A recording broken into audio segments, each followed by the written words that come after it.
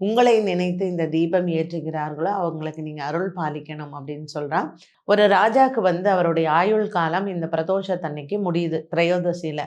So அந்த ராணி என்ன பண்ணுறா, தன்னுடைய குலகுருட்ட போய் அவன் ஆயுள் விருத்திக்கு என்ன பண்ணணும் அப்படின்னு கேட்கும் பொழுது, சாயங்காலம் சூரிய அஸ்தமனத்துக்கு அப்புறம் வீட்டில் இருக்கக்கூடிய பொன் பொருள் நகை எல்லாத்தையும் நீ போட்டு இந்த கோதுமை மாவில் நான் சொன்ன போகிற இதே மாதிரியான ஒரு தீபம் ஏற்றி வை.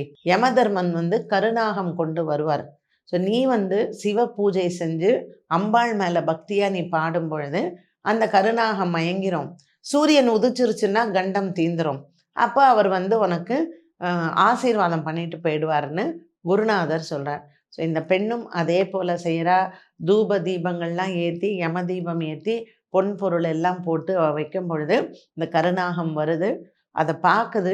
இந்த இந்த நகை பொண்ணு இந்த தீபம் உள்ளே பண்ணுற அந்த சிவ பூஜை அதில் அந்த பஜன்ஸில் அது அந்த பாட்டில் எல்லாம் மயங்கிடுது. விடிஞ்ச போது சூரிய ஒளி பட்ட உடனே யமதர்மராஜன் தன்னுடைய ஸ்வயரூபத்தில் வந்து அந்த பெண்ணிட்ட சொல்கிறார், இப்படிப்பட்ட ஒரு கெட்டிக்கார பொண்ணாக இருக்க, நீ என்ன வரம் வேணும் கேளு, நான் தரேன் அப்படின்னு. யாரெல்லாம் இன்றைய நாளில் என்னை போன்ற சுமங்கலி பெண்கள் உங்களை நினைத்து இந்த தீபம் ஏற்றுகிறார்களோ அவங்களுக்கு நீங்கள் அருள் பாலிக்கணும் அப்படின்னு சொல்கிறான். ஸோ அன்றைய நாள்லேருந்து இன்னைக்கு வரைக்கும் நம்ம இந்த யம தீபம் ஏற்றக்கூடிய வழக்கம் இதனால் ஏற்பட்டது தான். ஸோ மறுநாள் வந்து கோவர்த்தன பூஜை பண்ணுறோம். அதுக்கு மறுநாள் நம்ம தீபாவளியை கொண்டாடுறோம். அதுக்கு அடுத்த நாள் கேதார கௌரி விரதம் கொண்டாடுறோம். அதுக்கு அடுத்த நாள் பாய் தூஜ். ஸோ அண்ணன்மார்கள் தங்கச்சிங்களுக்கெல்லாம் சீர் கொடுக்கக்கூடிய நாள்.